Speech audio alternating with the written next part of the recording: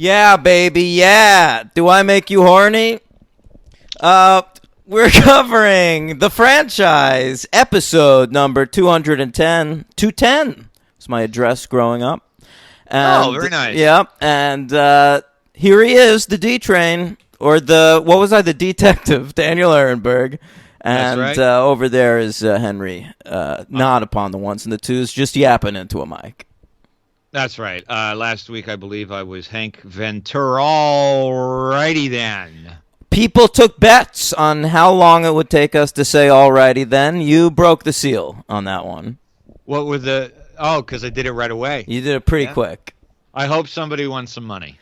Somebody won. I don't know if money was involved. Well, people should be betting money. I'd like that. Hey, gang, I know I did some Austin Powers quotes there at the start, but what's the difference, really? We're doing Ace Ventura today, thanks to a patron of the podcast. Am I right? You are right. You are right. I want to thank, and then later, maybe not so thank. What, Nolan and Rossi?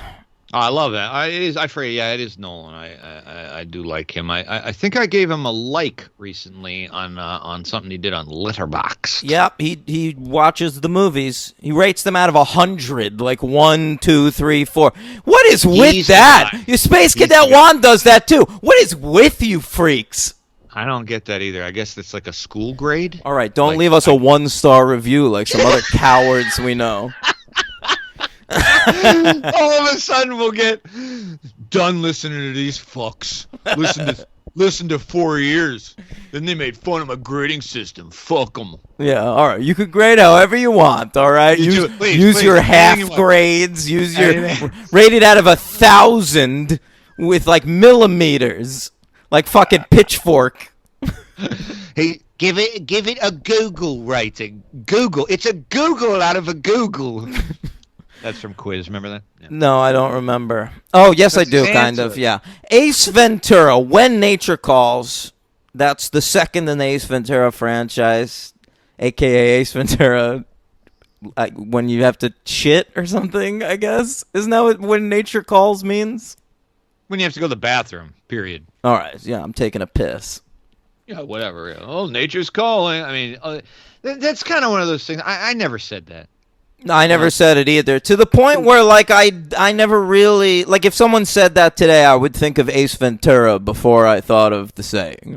That's funny. Yeah, no. It's just like, I don't know. It's like people who say, I gotta go potty. I've got a tinkle. Fucking, yeah. I hate that shit. We're so juvenile on the show.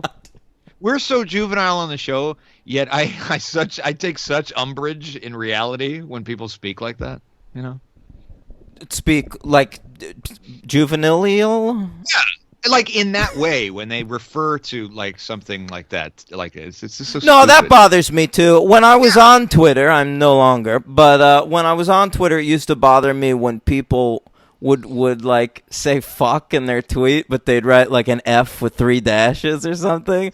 I'm like, you're an adult. You can say fuck. Like this fucker on iTunes who gave us a 1-star review because we swear too much. Yeah. Well, because that guy or girl didn't want to actually say. It's probably abhorrent. Grow up. All of you need to grow up. All right?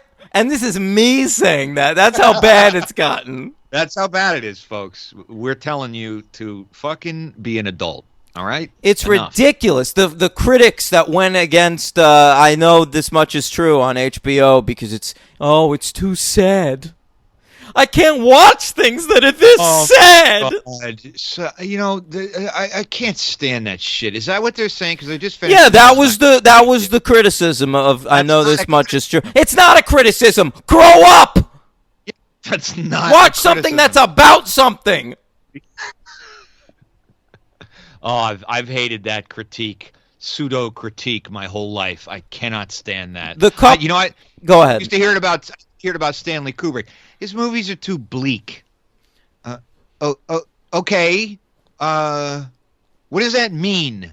That's a mood you don't want to feel when you watch movies. It's not a critique. Everything has to make you feel warm and fuzzy inside. I mean, Oh. even the people like the only criticism I've seen about this great new Spike Lee movie, The Five Bloods, is he splices in real images from the Vietnam War of like the dude getting shot in the head and like a baby, like a dead baby at one point. Yeah. And there, I think we get the point without that. I don't need you to upset my delicate sensibilities while I'm trying to watch your art.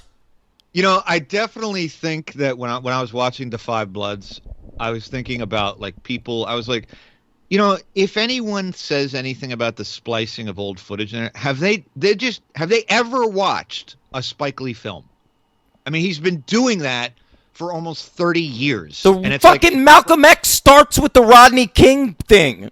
right. And it's just like, you're watching it and you just, weirdly that you brought that up because I didn't know they were saying that. But in the back of my head, I was like, I wonder if someone who'd never watched Spike Lee would even understand that this But is these are people that have watched Spike Lee movies. Yeah. I don't know, man. It's, who knows? People Stupid. are so fucking delicate. All right, Really Ace hard. Ventura, When Nature Calls. Let's talk about it. I was pretty delicate watching this movie. It's pretty offensive, to be honest. All right. I didn't find it. Well, it's offensive in a completely different way. We did something different this time to do something another stereotype. true. This time. All right. I am going to say right off the bat, before you do the stats, there is about a 10-minute period straight where I laughed so hard I could not regain myself and paused the movie twice. Henry, I found nothing funny. Okay. Oh, totally fair. I don't know what it was. I don't know why. I'll tell you when we get talking about it. More harder than I laughed. Is it when he puts that dude on his back and wears him like a fur? Yes. It would almost have to be. I mean, he's really going for it in that sequence. Party sequence, I cannot take it. I did not expect. And then also, furthermore, watching the film when his head is in the way. Watching the film? Oh, when his head's with the hair. Got it. A lot of hair jokes in this one. We're really calling attention to that hairdo. Yeah. All right, let's go. All right. Listen. Jim Carrey's career up to this point. We covered Ace Ventura, Pet Detective, last week. After that, he does The Mask in the summer, Dumb and Dumber in the fall. He's the biggest star in the world. He has the #2 box office of 1994 in his first year as a lead actor, only behind Tom Hanks because Forrest Gump was the #1 movie of the year. Yeah, of course. All right. Then 1995 hits. Jim Carrey does Batman Forever. That's a massive hit. And then comes this motherfucker, Ace Ventura, When Nature Calls. It comes out November 10th, 1995. My mom took me out of school to go see it, baby. This was a weird year, Henry. Daniel Ehrenberg's stock was at an all-time high. All right? Okay. All right. I was really killing it in school. I was like above average smarts, Eventually, I'd be, doesn't meet potential. But at this point, the potential was still what mattered. Sure, of course. You're 9, so it works like that. That's sure, right. You're 4th grade at this point now? Something like that, yeah. So this was at this year, and also my parents were in the process of splitting up, so it was like they both wanted me to love them real hard. Right. So my mom would take me out. So there are a few 95 to 96 movies that I remember going to see on a school day, playing hooky. And then my mom would take me to McDonald's. All right? Oh, guess she's going to win that parental You better believe it. parental fight. Yeah. Although my dad did let me borrow his illegal cable box. That's which allowed me pornography and WWF pay-per-views. When you were 9? Probably more like 10, 11. Okay. Yeah. Okay, so Congo, I remember that. Batman Forever, another. Some classic days that I remember fondly, Henry. Wow. Yeah, that's I was 17 when this movie came out. I really don't know why I saw this in the theater because I think that was my arty phase, but I guess I didn't give a shit and I said I got to see this in theaters. And I remember the opening sequence losing my shit, and I specifically don't remember finding much else funny, but that raccoon sequence in the beginning, I do remember uh, really laughing hard. Didn't quite happen like that this time. It's well staged, though. You know, Yes. it's Oh a yeah. parody of Cliffhanger, basically. Right. And I just watched Cliffhanger like 3 weeks ago, and they did a pretty good job with it. I saw I Cliffhanger. missed Michael Rooker. I'll say that. Of course, I saw Cliffhanger in the theater too. So definitely, I must have been. I got everyone in the theater would have gotten the joke immediately because it was very timely. Oh, and that was a hit. Oh yeah. Yeah, yeah, yeah. Cliffhanger, I feel like, has not stood the test of time in terms of like the cultural conversation. Like when people bring up Sylvester Stallone, no one ever fucking talks about it. But it's a pretty Yeah. good movie, and it a was big huge at movie. the time. It really was. I remember it very, very well. It's a forgot buster. That's what Nathan Rabin calls those. Nathan Raven. Nathan Rabin, he's a film critic. He calls forgot busters movies that made a lot of Okay. money and then people never talked about again. Oh, interesting. Yeah, Clever stuff. it is. All right, this movie, we have a new director, Tom Shadyac, left. He has not become a born-again Christian yet. He is instead, I believe, preparing for Nutty Professor. Sure. So Steve Odekirk, who helped with the writing on the first one, is now directing as well. Yeah. And you know him from his classic Thumbs. What? Can you explain to me what that was? I mean, that was like It was a thing, man. Oh, I remember, but I never understood. It was like seeing those Dorf plays golf videos. It was exactly like that. And I'd be like, what imbecile made this and who is renting them? No, Steve Odekirk made these thumb parodies of popular movies of the day, and they got put out at Blockbuster, and people rented them all the time, dude. Those were successful. They made a lot of them. Look, I just looked them up. Listen to all these. The first one was Thumb Wars, The Phantom Cuticle. I remember the Star Wars thing, yeah. Okay, followed it up strong with Thumbtanic. Sure. Uh-huh. How about this? Bat Thumb.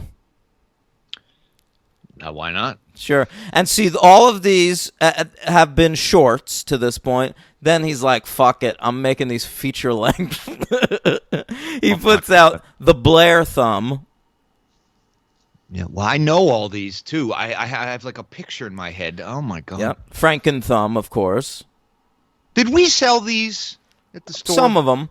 Some of them. And The God Thumb, Yeah. of course. And they went away for a while until this year, Henry. He pulled it out again, busted out the old thumbaroo, and made Thumb Wars Episode 9, The Thighs of Sky Skipper. You know, were they big with like? I'm imagining they were big with children and potheads. That's what I'm thinking. I mean, I probably thought they were all right at the time. Well, you were a kid. Yeah, I was a kid. Right. But I mean, I'm imagining that the audience would be people who are high or kids. Yeah, high probably. Yeah. So he directed only a couple other movies. He did Nothing to Lose with Tim Robbins and Martin Lawrence, which I have to say Ouch. is pretty good. Get out of I here. swear it's not bad. I mean, I didn't see it. And then Kung Pao Enter the Fist. That was a successful movie, I didn't think. see it. And then Barnyard was an animated thing. And he's written a lot. He's more known as a writer. He wrote Bruce Almighty and Evan Almighty, and he worked on Cowboys and Aliens, your favorite movie. Right. So there you go. And Patch Adams. So there you go. Ooh. All right, he's a worker. What a great worker he is. So he gets a budget of $30 million for Ace Ventura 2 unfortunately has to give a full $15 million of it to Jim Carrey. Wow. Yeah. Holy shit. Jim Carrey did not want to make this fucking movie. He was just like, "Will you give me $15 million?" And they were like, "Yeah." And he was like, "Oh, okay." He was done already. He was had done. 1 He year never of wanted to success, make and he's sequels. like, oh, I didn't know that. Yeah. He was against sequels, and it's why he didn't do another one until Dumb and Dumber, because he didn't like the way this one came out. Oh, ooh. Okay. All right. Wow. So they really only have 15 million Yeah. to do this movie. Okay. Which is a pretty, actually, ambitious movie set in Africa. Yeah. Yeah. Yeah. Yeah. I agree. So the budget was 15 basically, but no worries. It made $212.4 million at the box office. It came in at number 5 for the year. Yeah. Huge hit. It beat number 6, Henry, was GoldenEye. More people saw this than saw the new Bond. That's nuts. The new Bond after a 6-year hiatus. And with the new actor, yeah. Yeah, I saw that in theaters. Wow. The only movies that made more money than this were Pocahontas, Apollo 13, Batman Forever, another Jim Carrey movie, and Toy Story. All but Pocahontas and Toy Story seen by me in theaters. Yeah. I saw every one of them in theaters. Wow. Mm-hmm. Wow. Henry, we're still on the awards tip here. Okay. All right. Do you have the Kids' Choice Awards theme? I happen to, because our buddy Mr. Merlis did not let us down. Yeah. As you well know. So let me pull that right up here and see what comes out. It's the kid. Oh. It's Choice Awards. It's KCA to you, but it's the kids making the choice. Yeah. Yeah. Okay. I got news for you. Very successful year at the Kids' Choice Awards for Ace Ventura When Nature Calls. It's appropriate for children. Jim Carrey won Best Actor, and this film won Best Picture of the Year. Wow. At the Kids' Choice Awards, this beats out Toy Story. Yeah, that's true. And Pocahontas. Okay. Sure. And Apollo 13. Oh, okay. It's not really a kids movie. All right. It's not. I never liked that movie that much. All right. Henry, MTV Movie Awards. Let me pull that file up too. I want my MTV.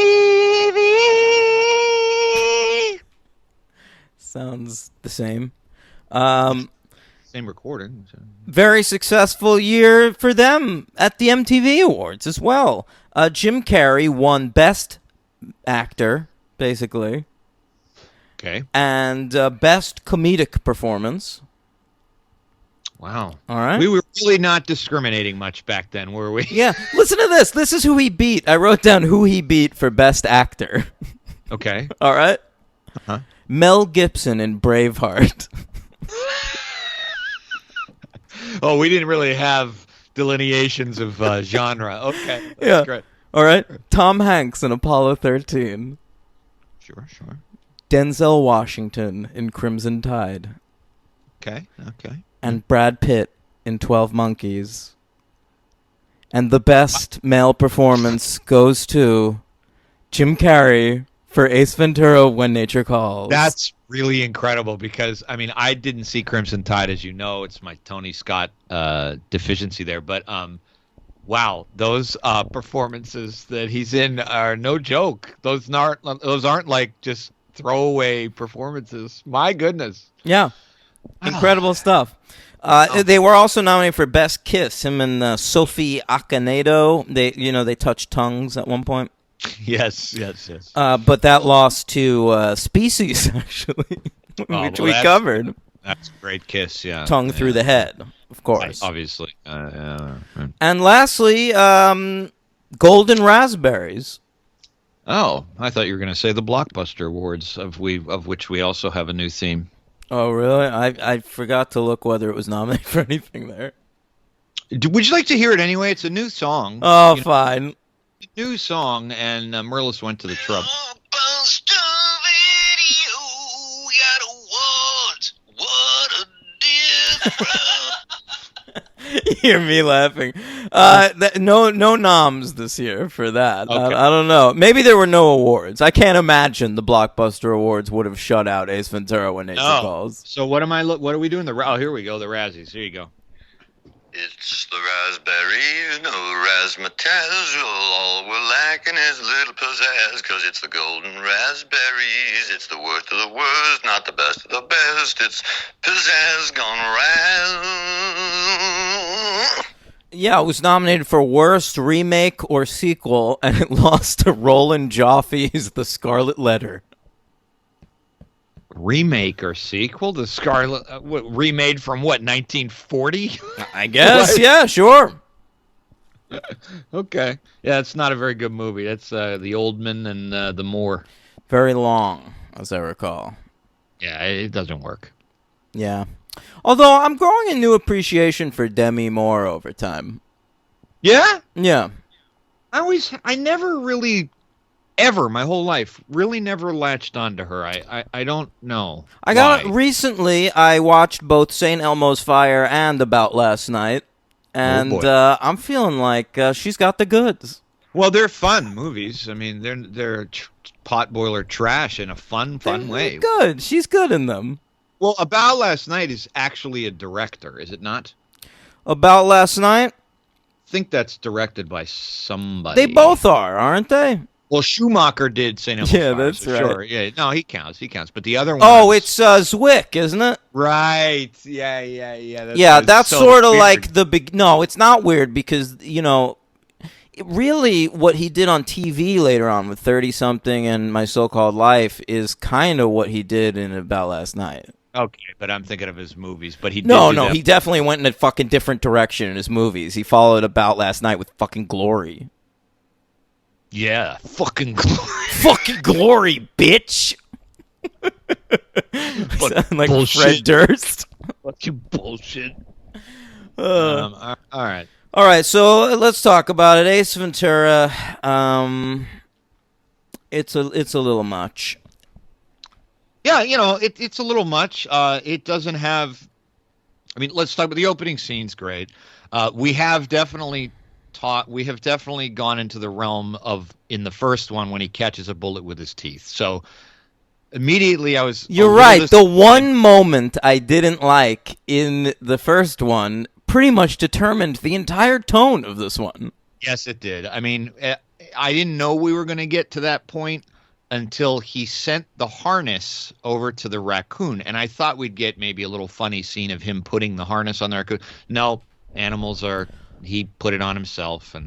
But I thought it would be a fun, silly, cold open, and then we might calm down for the rest of the movie. Right. But we never do. No, we don't. We don't. Different director, maybe? I don't know. Well, I definitely think like this dude is just like a friend of Jim Carrey's. Yeah. I got the feeling. Yeah, I mean, they wrote. He was a writer in Living Color, so they'd worked together for a long time before this. Yeah.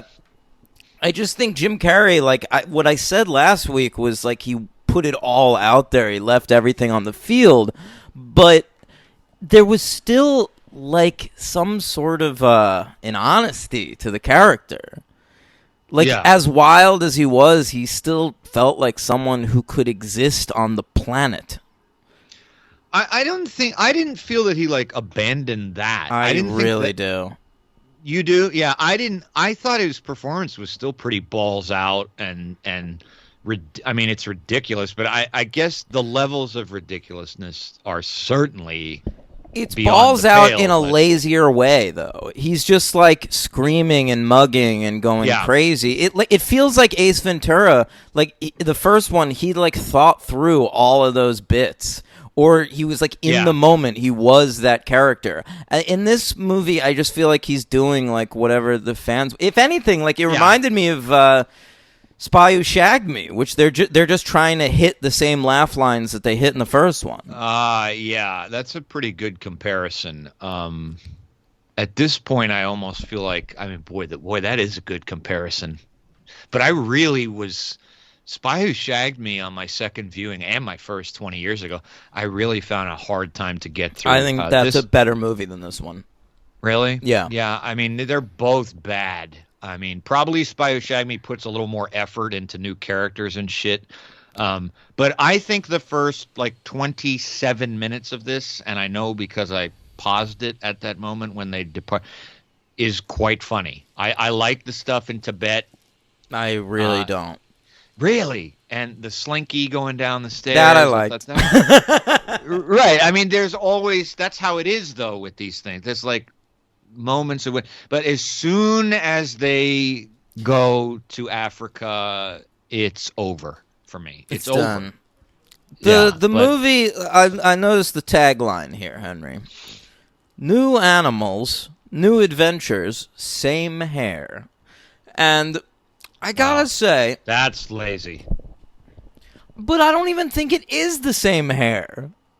Everything is bigger. Done to the fucking nth degree in this movie. It's more up. It is ridiculous looking, the hair in this movie. He looks like a fucking Star Wars alien.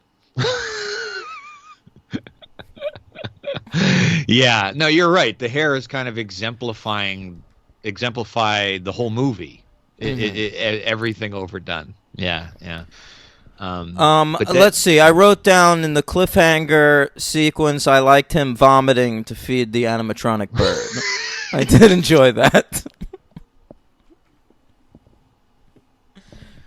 And how fake the bird looked. I thought that was part of what was funny about it. Yeah. I agree. I loved it. I loved that. Yeah, like that seemed like garbage. a good Thumb Wars edition. Yeah, it's probably now that I have that in my head, that explains a lot. It explains the fucking rhino scene too. Yeah. So Henry, he becomes a monk because he lets the raccoon die the same way Sylvester Stallone let Michael Rooker's girlfriend die in Cliffhanger. Right. That's right. And it's very sad. I felt bad for the raccoon, actually. It was cute. If it was cute, yeah. He goes to live, and here's the thing I didn't like about this. Okay. I feel like in the original Ace Ventura, the choice we would have made is that the monks really like Ace. Yeah. The first movie's so amiable because most people that meet Ace kind of think he's funny. Yeah, that's true. Silly and weird. Like he annoys Aguado and Lieutenant Einhorn or whatever. Right. But for the most part, guys like Tone Loc and Courtney Cox, they're like, and look at this. Players. Yeah. Yeah, Dan Marino even. Like he's just like a goofball. Right. Yeah, you're right. Yeah, I know. I think that's a really good observation. I did think it was kind of funny the way that actually that actor played that particular monk in his containing his excitement at forcing him out, but the overall tenor of them wanting him out kind of makes you think like, oh, so he's that obnoxious and why that sad that he's we that like obnoxious? Ace and we want to keep liking Ace, so we don't want to be told that people think he's an asshole. Right. Yeah, that's very true. That's very true, and it's really just done. I think the whole thing is a setup so you can see a bunch of monks drinking and having a party and running around. That's all. That's the sight gag. That shot. Yeah. Right. So he does the slinky thing. That's all right, and then he's taken to Nibia. That's the African country or whatever it is.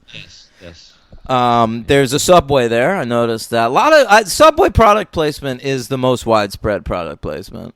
In the early 90s, mid-90s, sure, right? Still to this day. You see it everywhere. Yeah. They're eating it on Community. Chuck on Chuck. He's got a Subway in his hand at all times.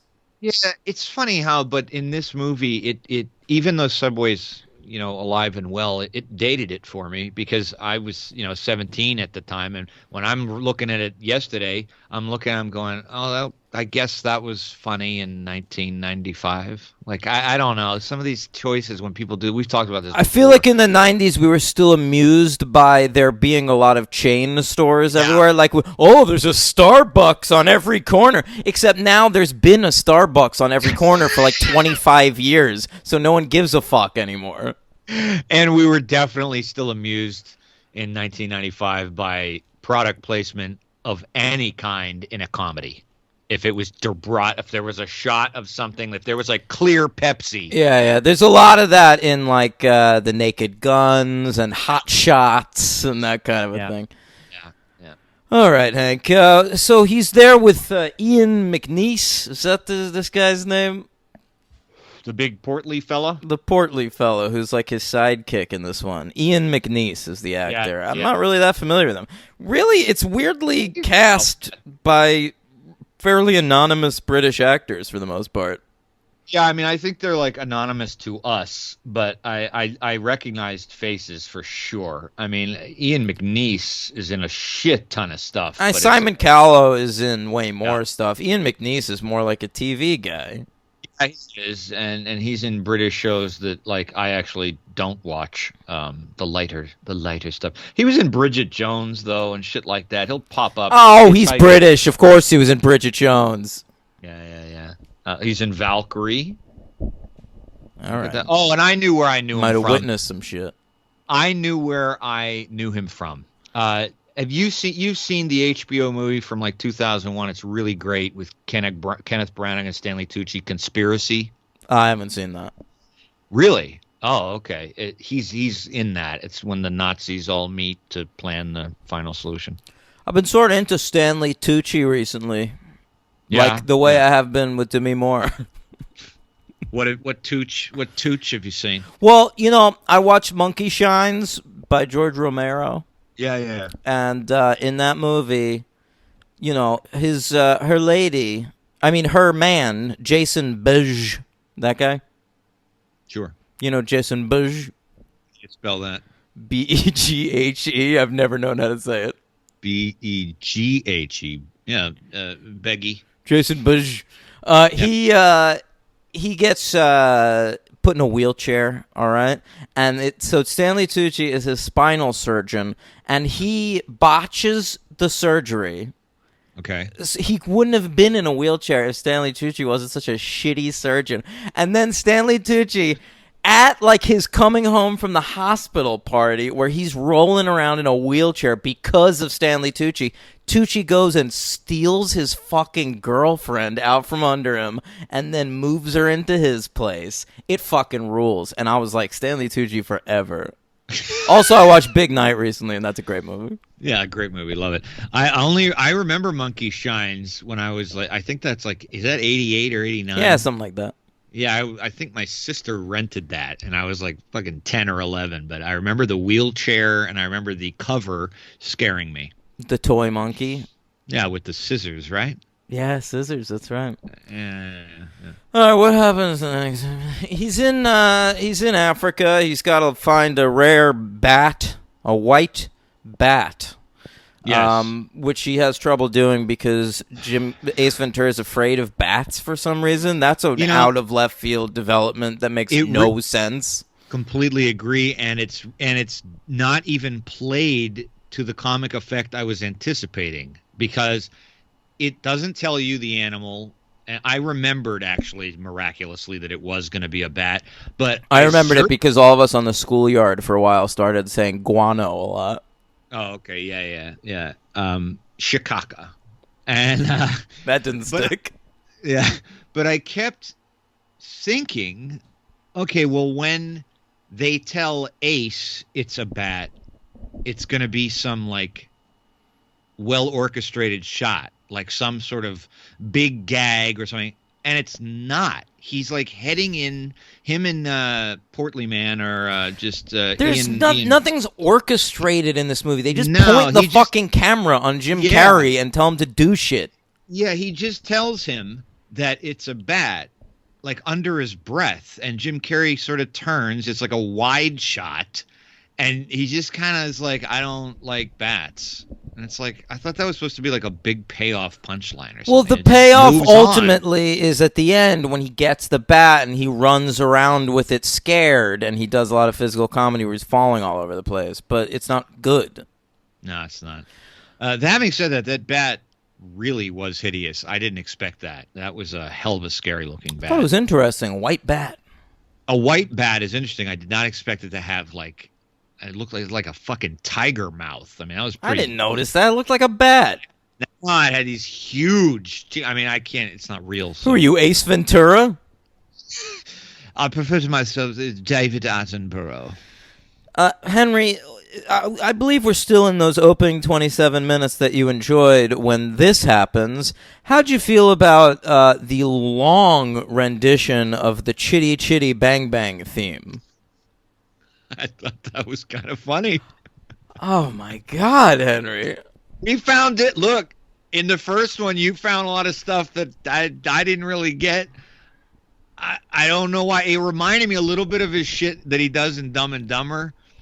The most annoying sound in the world. Yeah, he's just being annoying, and it's stupid, but like, it's But it's annoying me. It is annoying me too. It was annoying me too, but I didn't think it was that bad. I thought that was horrible. Well, the thing is that you said it early on, and this is definitely coming to the fore in this movie, is that he is like in the first one when he's irritating, it's kind of just because it's so much Jim Carrey. It's not that he is, I don't think, trying to be irritating, but in this movie, he is literally an irritating person. Yeah. So, but the Chitty Chitty Bang Bang. I fucking hated it. You know, if I can give this movie the benefit of the doubt, I just think that maybe because of the nature of sequels in this era, we couldn't really ever make a sequel to this movie. Because the thing was always you have to up the stakes in the sequel. Raise the stakes, make everything bigger and badder and crazier. And the first Ace Ventura movie is so big and crazy and silly and novel.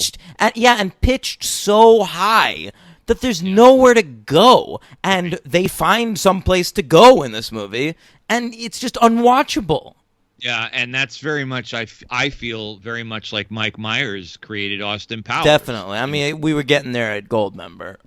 Yeah, and it's the same thing. It's kind of the same thing. You create this very novel character, very funny, but it doesn't necessarily mean that this character is going to make it through 2 or 3 feature-length movies, you know. Here's another thing that bothers me about sequels from this era in general.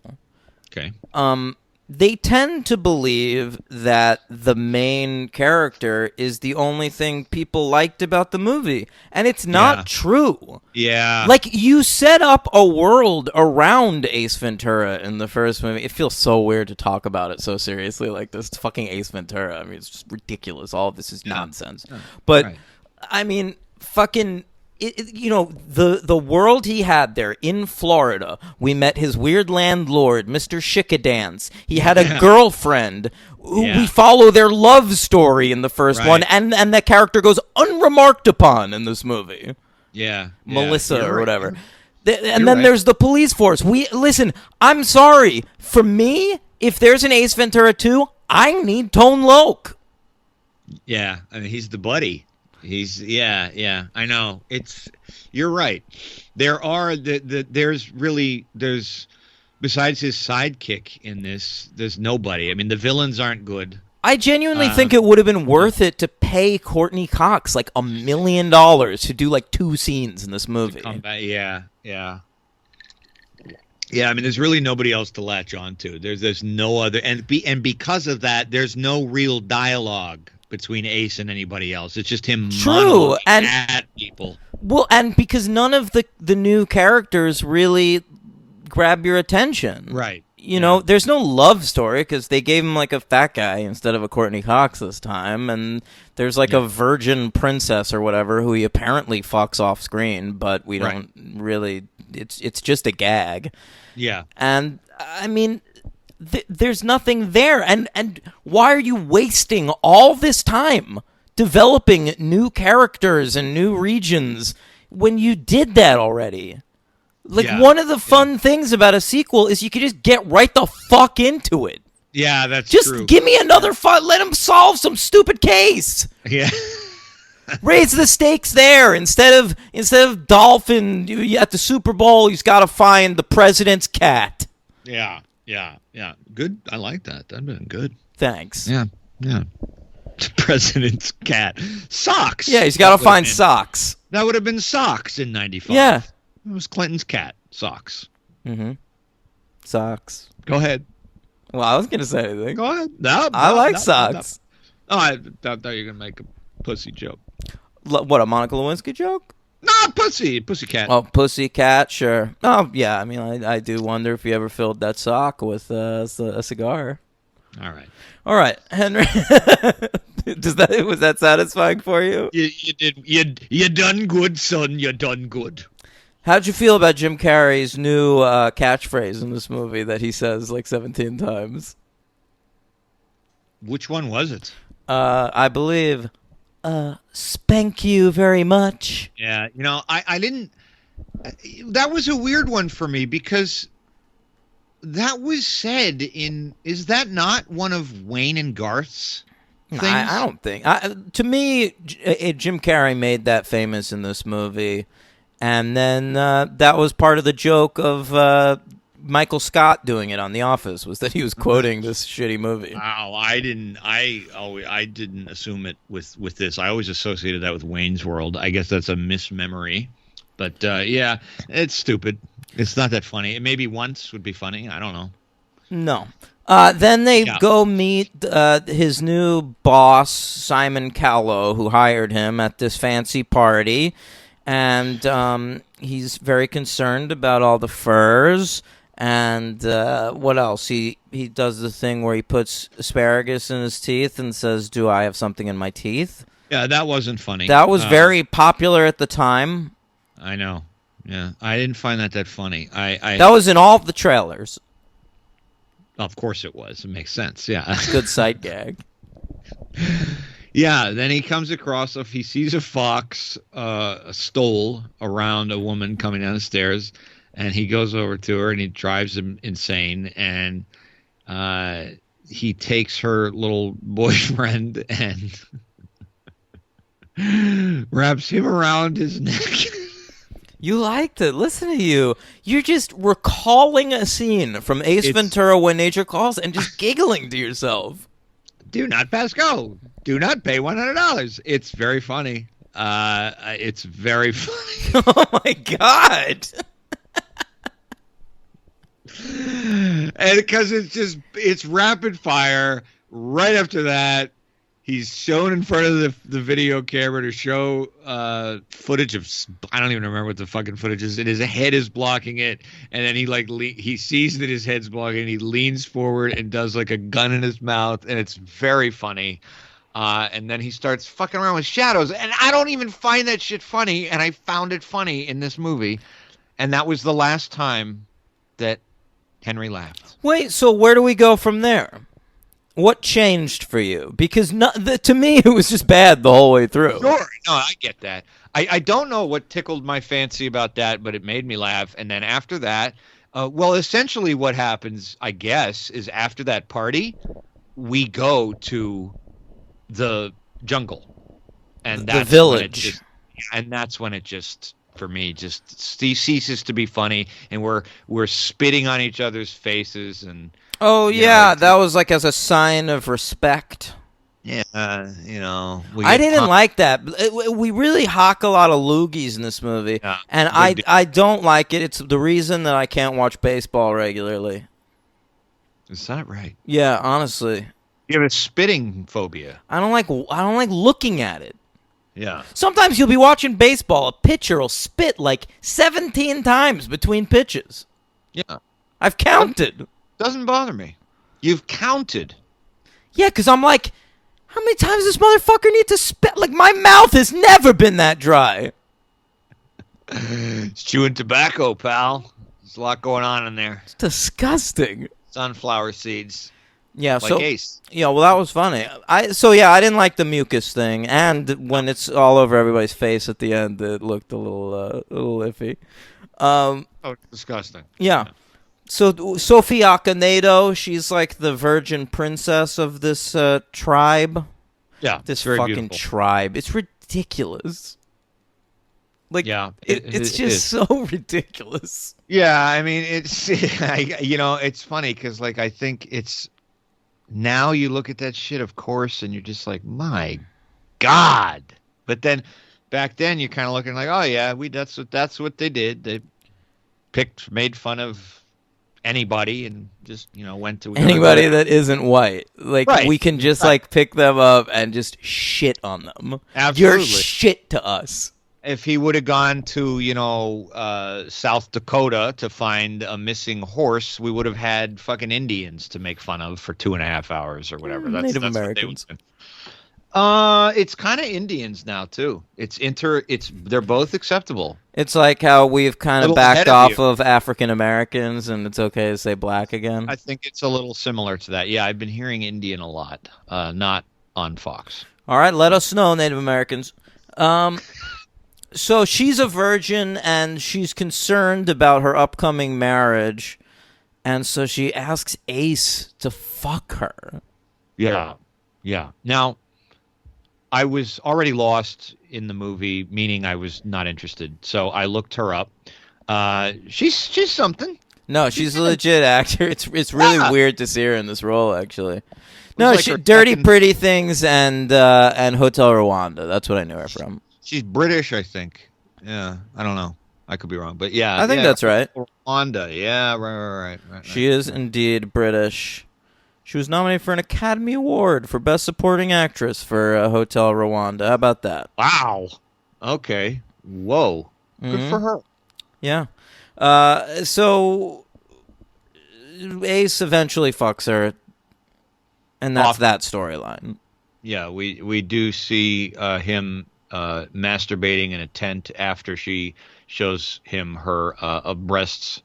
Do we? I don't recall that. Yeah, he goes in the tent and Fulton walks in on him and he covers himself with a giant branch. Is he naked? No, but he's like jerking off. You can hear him from the outside. I don't remember this part. I don't know. I must have been writing something down. Sure. He walks in on him and he's just like, he like grabs a giant like palm branch to cover his body and he's like, if I don't finish my daily meditation, I tend to get cranky. And he's jerking off. Yeah. Everything the way you're saying it is how he says everything. Like, he can't say anything like a normal person. I feel like he did in the first one. Like, he would say things normal, and then every third line, he'd like, alrighty then, or some bullshit. Yeah, you're probably right. Occasionally he would, yeah. Yeah. I don't know, man. I mean, of course, sometimes he was just like talking out of his butt, but right. I'm surprised they didn't bring that gag back more in this one. Yeah, only once when he yells like Tarzan. Yeah. That was fine with me. I didn't need to see that gag again. I need more butt. Tommy Davidson shows up. That's sad. I don't remember. Who is he? He's the warrior that Jim Carrey has to fight when he goes through these circles. I didn't realize that was Tommy Davidson. Really? Yeah. Yeah, it's Tommy Davidson, and it's pretty bad. Right. They're thinking about killing Ace Ventura at this point, right? Yeah, because the tribes are going to kill each other. So there's like a civil war between tribes that Ace gets in the middle of, and he'll solve this war as a white man. Because of the bat. They've lost the bat. He needs to get the bat in order to stop civil war. But whose bat is it? I don't understand why this bat going missing is causing a civil war between tribes. Because apparently the bat needs to stay where it is. I believe it's with the good guys in that tent in the cage, and then the white man steals it, right? Our villain of the piece. And Simon Callow. Right, when Simon Callow steals it, the Wachutu, I think, who are the bad guys, they are angry, and this marriage can't take place. They're like interrelated or something, but apparently the bat going missing is the only thing preventing these two tribes from killing each other. So, yeah, who gives a shit? I think that's pretty much what it was. Right. So he goes through a series of tests. Do you remember what some of them were? Walking on coals. Yeah, right. And then he figures out a way on each one to basically win by cheating in a scatological way. Right, and when he defeats Tommy Davidson, which reminded me a lot actually of that Black Panther battle in Wakanda. God, I haven't seen it since. But anyway, Really? yeah, he says nobody messes with the dew. Right, because Tommy Davidson, as a lethal blow, just musses up his hair. Yeah, You can't do that, man. That hair is important to Yeah. Ace. Yeah, and look, man, there's a lot of guano stuff going on. What about the rhino gag? What'd you think? That's a good gag. Not funny. I thought it was funny. I like that part. I didn't find it funny when I saw it the first time, and I didn't find it that funny this time either. I think it's the best gag in the movie. Really? Yeah. Yeah.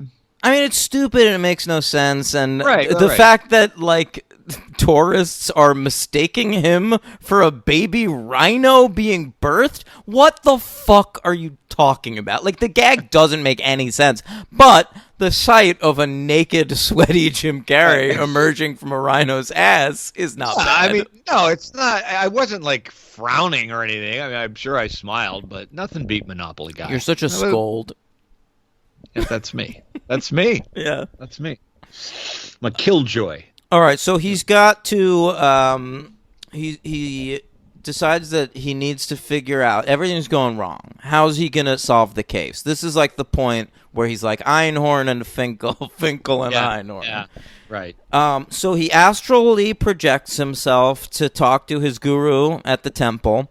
He also astrally projects his monkey. By the way, remember I said in the cartoon the fucking monkey was walking around all over the place? Spike. It's in this movie. That monkey is everywhere in this movie. I like Spike, so his presence was welcome. It's a little much. I mean, he can't bring his fucking girlfriend over to Africa, but he brings his monkey? Yeah, it's easier to bring your monkey, and they probably broke up. How'd he get that thing on the plane? How'd he get it through customs? Probably put it in the baggage claim. He's going to come back with malaria. Well, Ebola. he owns a monkey, so those things carry diseases. You're anyway. right. He must be riddled with diseases, man. Oh my God, he's got Lyme disease up the wazoo. So the monk says, remember your training, your chanting and your praying and stuff. Right. So remember your mantra. And so Jim Carrey goes and he uses his mantra. And do you remember what that is? Yeah. Isn't it all righty then? Yeah, get it? Because it's like his catchphrase. Right. But drawn out. Right, like as a chant. Right. So that goes on for like 10 minutes. And then he grabs a skunk. I wrote all my notes are so disjointed about this fucking movie because there's no plot. Like, I didn't write any plot notes. I just wrote bits. Yeah, you're looking at bits. You're looking at creatures and animals and lines. That's about it. He gets an African elephant to sit on a car. He gets to ride it through the that's jungle. really early. He does that just to like fuck with somebody at that party. No. But yeah, that part. But when he gets on it and rides it into the jungle, that's when everything. Well, this is like a long chase. It's like a real Looney Tunesy kind of chase where like it's an entire tribe of African beast people or whatever, like dudes with like fucking torches and spears following Jim Carrey around, and he's running around on a fucking elephant, and he's jumping over branches, and he grabs the bat, and he's freaking out. At one point, he grabs a skunk, and he holds it up, and he says, "Say hello to my stinky little friend." Yeah, not funny. Hilarious reference to the great film Scarface. 12 years after it came out.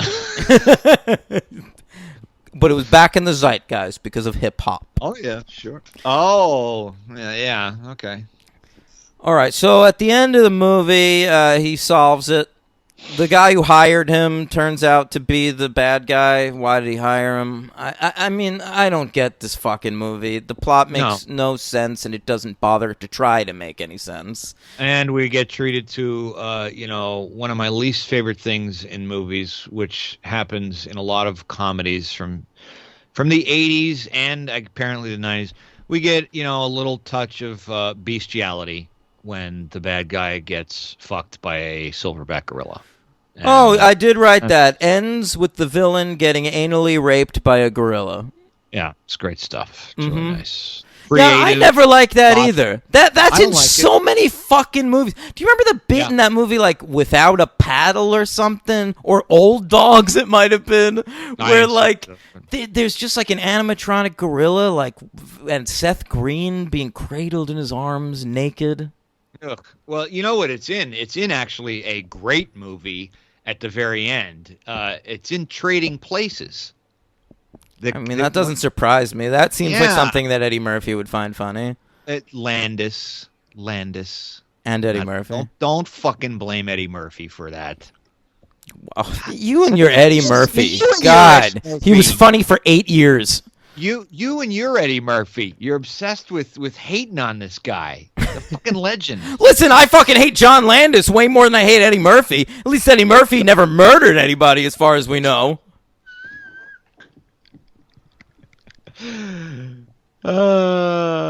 Yeah. Although he's responsible for a few more unhappy kids. Here we go. Wait, I don't know what that means. What, Eddie Murphy has like 10 fucking kids. You think he's ever met any of them? Oh, come on now. Oh, yeah, he strikes me as a great father. All right, now we're gonna. What do I know about his parental skills? I've read a little bit. Scary Spice has not been happy with his fathering. I forgot when they were an item. That's Mhm. right. Scary Spice. Yeah. He has a monster truck at the end for no reason. Right. What is up with that? Because they do a reprise of that line, like a glove, which is like this one tiny thing for like 2 seconds in the first one. So we have to do it 3 times in this movie. Yeah. He finds it necessary, which is another thing that in the first one, a lot of the things that he does are accidents that then he makes funny. But in this one, he can't just park a car. His method of parking a car is to overturn it 67 times again. It's like, true. Like he used to like skid into the spot. Like that was his thing. He was a reckless driver. He stuck his head out the window or whatever. Right. But in this movie, he's like rolling the car into spots. Probably killing his friend. I mean, it's very strange, and he does it every time he parks. And then there's a monster truck there for kind of no reason at all, I guess, to drive through just so we can see a monster truck. I couldn't figure it out. Another sight gag. It's another setup to watch a monster truck flatten a forest. I don't fucking know. All right, and that's the end of the movie, Henry. What about the closing credits? Did we get songs as good as "Aces in the House" by Tone Loc? Not for me. We didn't. No. Did you happen to notice the first song? It's a very inspirational little ditty. I was like, this seems out of place. I don't remember. I looked it up to see what it was. It was a little song called "Spirits in the Material World." And it is a duet between Pato Banton and, of course, the great Sting. He likes connecting with those intercontinental cultures. He sure does, yeah. A desert rose, I said no to Nigeria. You will walk with me in Nigeria. How do you get away with singing like that on those Police records? You don't have to put on the red light. What? You're a maniac, dude. He's like a George Lucas creation in the Police. You're right. He's just singing in different accents. Roxanne, you don't have to put on the red light. You don't have to say your body to the night. Yeah. You're right. I never thought about that. It's insane. doing that same shit that like Paul Simon did in the '80s when he's got like his. But videos Paul are Simon's got the shit I behind fucking- him. He didn't change his voice for it. No, Sting is doing a put-on Jamaican accent. And we were all fine with it. And we still are. Rock and Roll Hall of Famer. Oh yeah. Messaggine bato. Sending out an SOS. Yeah. Then you're right. Oh my God, the hits keep on coming. Ridiculous. He stopped that though. Like he didn't that year. I think that was like a Police thing. Yeah, well, he stopped when his solo stuff has all like soundscape backgrounds and just him singing very emotionally, you know. Right. As I walk through fields of barley. If I ever lose my faith in you, Yeah, that was one for sure. nothing left for me to do. But yeah. When I saw the Police live, Henry, Cool. Saw them live. I did the opening act, the B-52s, who were much better. And then but when the Police performed, he brought out his daughters to the stage. He has 3 daughters, and they all came out. And he performed "Every Little Thing She Does Is Magic" to them, and it was uncomfortable. And after that song, there's a President of the United States of America song, and I was pleased by that. I like that band. I think I had turned it off by then. Yeah. I can't blame you.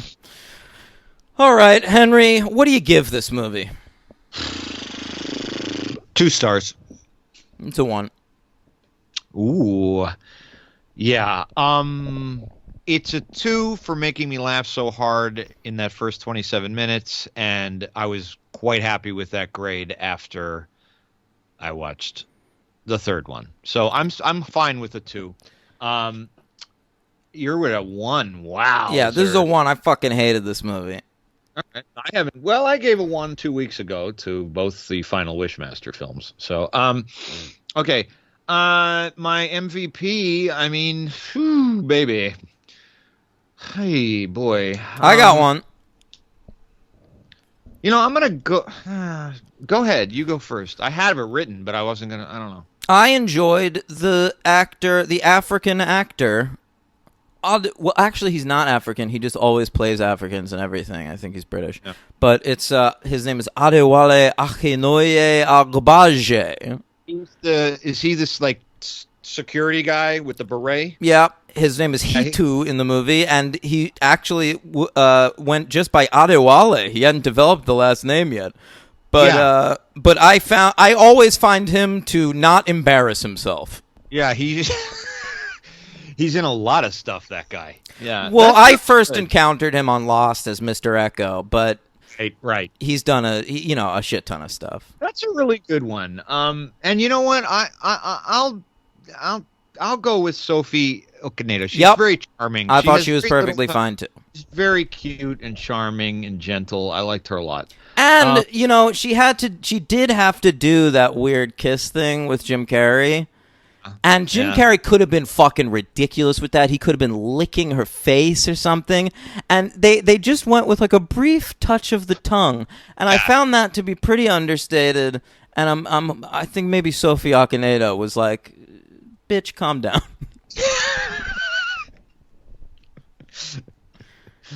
Yeah, we don't want to get too interracial yet. Great point. All right, who's your LVP? I think I know who you're going to go with, but I'm going to go with Steve Odekirk. That's a better choice than Jim Carrey because Jim Carrey's just stuck there in this movie, man. I mean, what's he going to do? He's doing what's asked of him. Exactly. They want to extend this franchise. They want him to be a cartoon character. They want him to be big and broad and Jerry Lewis-like because that's the rep he'd set for himself. And so he is. I mean, if this were a Mike Myers, Austin Powers situation, you could blame Jim Carrey more. But he's not writing anything. He didn't come up with this fucking concept. He came up with some of it. This plot? No. Apparently, he didn't like the plot and fought against the bat thing. He didn't want Ace to be scared of bats. He hated that so much that he even pitched that maybe he's allergic to bats instead. Yeah. Well, it is a weird, incongruent thing. Yeah, it doesn't make sense for the character. I can see why he wouldn't like it. Yeah, exactly. Okay, so your LVP is Odekirk as well? Yeah, I'll go with Odekirk. If I'm going with an actor, I felt that Simon Callow was a pretty piss poor villain. Like, I mean, that guy's a good actor or whatever, but he was lost in this movie. Yeah, he wasn't good. He was just a British heel of any sort. Anybody Yeah, this isn't for you, buddy. You're not the British William Atherton. I'm sorry. Right. Okay, I got a short superhero count. Oh, I'd love to hear it. So quick to the draw on that theme.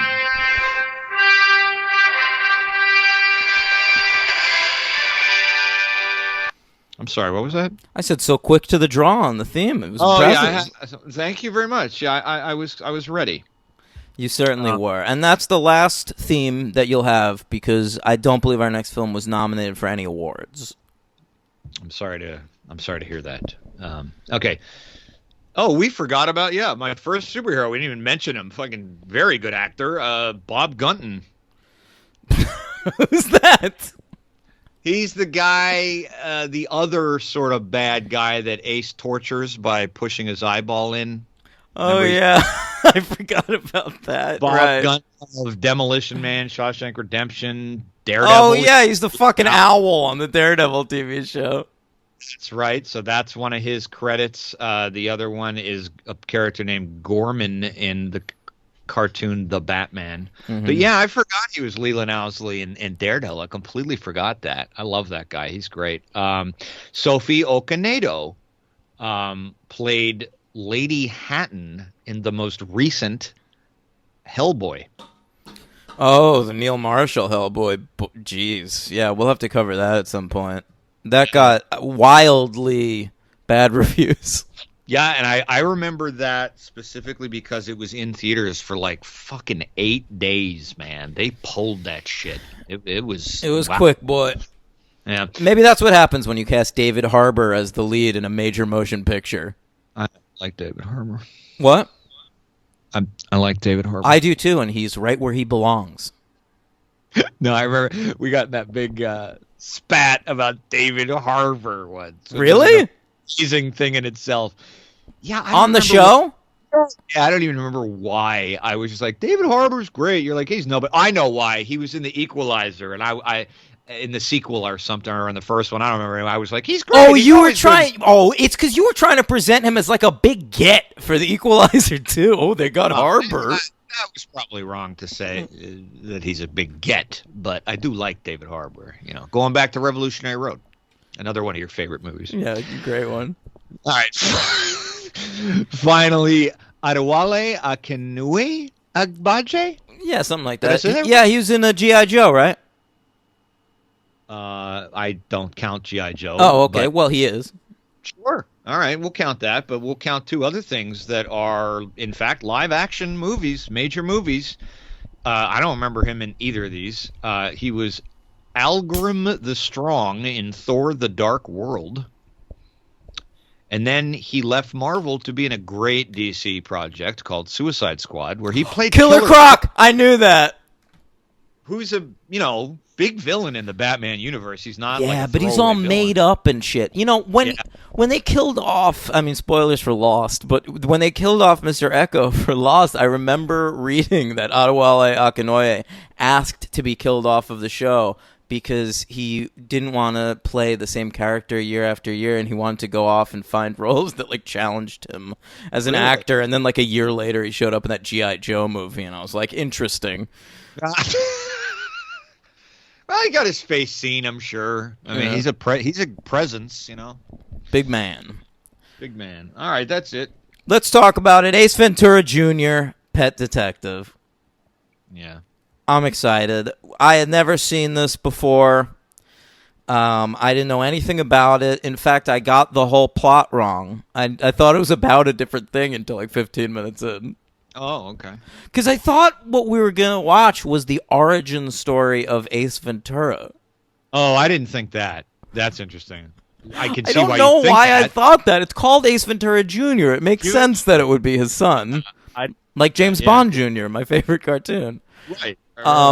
But I don't know. I was watching it thinking like, oh, this is Ace. We can see the origin story, like when he first does his hair that way, and when when he realizes that he wants to be a detective and that kind of a thing. But no, it's not. It's his kid, and part of what confused me, of course, is we have the fake Cusack, the lesser the Kevin Dillon of Cusacks, playing the mom, who's supposed to be the Courtney Cox character from the first one. Well, is it? Yes. Oh, I never got that. Is that her name and everything? Yeah, her name's Melissa. Oh, I didn't even remember. I didn't even look. Let me just kind of put this out here, please. Yeah, go ahead. You loved it? So 4 years, guys. Probably 400. Shut up. This movie does not deserve this. Probably 400 films we've watched, I would imagine. Something in that arena, 2 per show. For me, watching a movie like this is the highest form of torture I can endure. It's top 5 worst things I've had to watch for the show. That's nuts. I'll watch any Children of the Corn movie anytime. You're nuts. Anytime. I can't take stuff like this. This was better than almost every Children of the Corn movie. Not even close. This is unwatchable. There is nothing in this that is even, I can't even look at the fucking screen. It's terrible. Anyway, that's it. I figured you wouldn't feel the same way. It's bad. Like, it is bad. I'm not going to sit here and, like, defend that movie, Ace Ventura Jr., Pet Detective. But I do not think this is objectionable in any way. Like, for a TV movie with the remit of a child Ace Ventura, I didn't find this to be unwatchable. I didn't find this to be torture. I thought he acquitted himself fine. Oh, he is awful. He didn't annoy me. Part of it was I was watching thinking that my cousin must have auditioned for this. That went into my brain. Mm-hmm. Actually, I had an even weirder thought. I thought during the movie when I was really, checked out onto another planet, I was like, maybe that is Dan's cousin. I did. For like half a second, I was like, what do I know? Maybe it's him. I don't think I would have told you. I guess, yeah, but I'm sure he auditioned for it. I wish he would have definitely. No, it would be a more annoying movie. Okay, I don't know if that's possible, but the thing, the kids in this movie, they're too young, all of them. Yeah, it's true. What am I rooting for this kid to like fuck his 10-year-old friend? They're like 6. It's like, what am I watching? I mean, this isn't a kid's movie. It is a kid's movie. It's not. It's garbage. It aired on Cartoon Network. I would not have liked this movie as a kid. I would have. This is probably no worse than like the second or third 3 Ninjas movie. And I liked those. Can't comment to those. I've never, I'm trying to think of an equivalent when I was a kid. When I was a kid, we had movies like Explorers or shit like that. Sure. Goonies is good. This shit is just, come on, man. It's just utter fucking trash. And it's 93 minutes long, too. It's an hour and 28 without credits. Woo! Go ahead and talk about this great movie. Fine, I will. It's directed by a real director, Henry, an actual director. David Mickey Evans. This guy had buzz in the 90s. Okay? Oh. Okay. He wrote his first script, Radio Flyer, Henry. He was supposed to direct it. And then Big Dog Richard Donner shows some interest in it. The studio's like, hey, motherfucker, you're not directing this anymore. We're going to let Richard Donner do it. But you can direct your next script. This guy writes a great script about his childhood playing baseball and writes and directs The Sandlot, Henry, a classic of my childhood. A very beloved movie by a lot of people, unseen by me. Of a certain age. You wouldn't like it. Yeah, yeah, I think you're right. It is of a certain age. I was already a teenager, and I was still living off the baseball movies from 5-10 years ago. But yeah, okay, sure. But that's a acknowledged classic by a lot of people. Okay, so his stock was at an all-time high, Henry. Yeah. But then trouble struck. I'm looking. He wrote the Matt LeBlanc monkey baseball movie, Ed, and then directed First Kid with Sinbad. Ooh. And neither one of those did particularly well. And so he got stuck making sequels. He did Beethoven's Third and Fourth. Okay, we'll cover them. Boy. He made The Sandlot 2. He went back to the well. Made a sequel to Sandlot. Did another fucking baseball movie that kind of did nothing. And here we are at Ace Ventura Jr. Jesus. I mean, he ended with what? This thing called Smitty he directed? I don't even know what that is. But hey, Henry. Oh my God, look who's in it, Smitty. You should click on it. Really? He's trying to make a movie here. What do you mean, Smitty? What's Smitty? Oh, here, 2012. This is the last movie he directed. It's a dog movie with Peter Fonda and Mira Sorvino. And Lou Gossett Jr. and Jason London and Lolita Davidovich. We gotta watch this. Smitty. I imagine the character's actual name is something Smith. Let's look it up, man. Smitty. It doesn't say. Oh, there is a Lou Gossett Jr. does play a Mr. Smith, Henry. Got it. I called it. You right nailed there. that. I did look up David Mickey Evans on Twitter, Henry. Not on my own Twitter account because I no longer have Twitter, but I Googled it because I was wondering whether he was a Republican based on one weird line of dialogue in this movie. Oh, yes. Oh, shit. What is it? What's the line? All right. So he doesn't tweet anything about politics. I couldn't tell. He only tweets about The Sandlot. He responds a lot to Sandlot fans asking questions. Sure. That's his movie. He was recently on a Sandlot podcast, which led me to believe maybe we could get him on here to talk about Ace Ventura Jr., Pet Detective. Better not now. Yeah. But anyway, the line I'm referring to was an Ace Ventura line, young Ace, you know. And he says this. Where did this come from? I haven't been treated this bad since I got sick in a country with socialized medicine. Yes. That's a joke? Yes. That was really, really weird. I got to be honest with you, I thought I heard it wrong. I did too. I went back. I didn't. I couldn't do that much. But I was just like, oh, I don't think he said that. That doesn't make any sense. That's not even like a political... It doesn't even make any sense. Okay. So, well, yeah. Hates them Canadians. This is 2009, so maybe like the rhetoric about like death panels and how they're going to hunt your grandmother. Absolutely. Obama. All that came to true. Yeah. Everything Republicans tell you comes true. Yeah.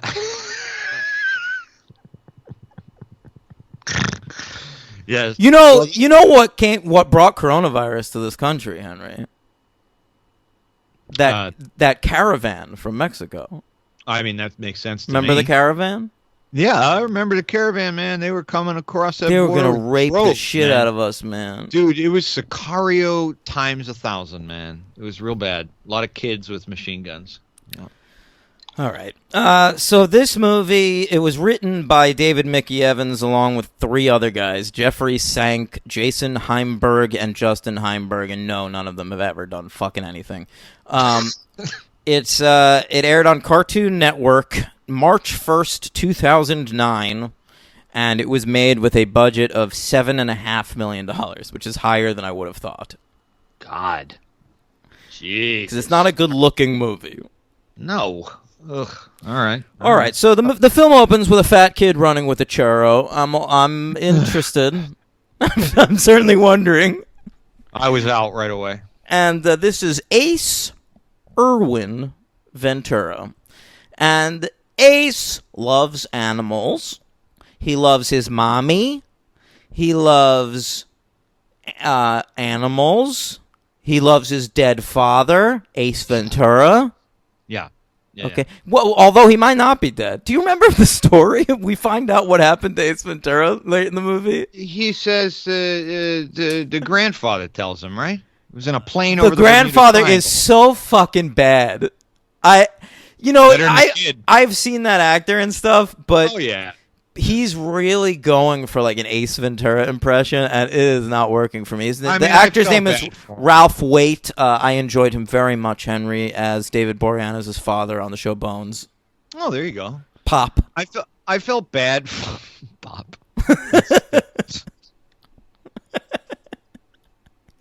That tickled you. There's an offshoot show of Bones, just like Pop, starring him. We're gonna spin it off. It's gonna be an old man puttering around his house. It's all about the show. Pop is just about soda. It's just a show about soda. Did you get my diet ginger ale?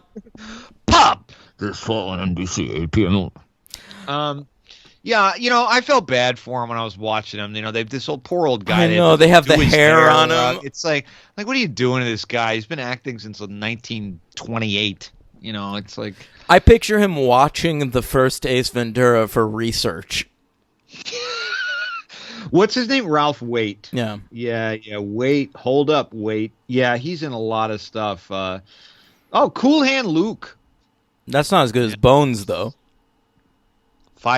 I knew where because I had looked at his filmography, obviously. Mm-hmm. Guess what he is? I remember where I recognized his weird face and smile. Tell me. He's fucking Carl Fidelio Dupea in 5 Easy Pieces.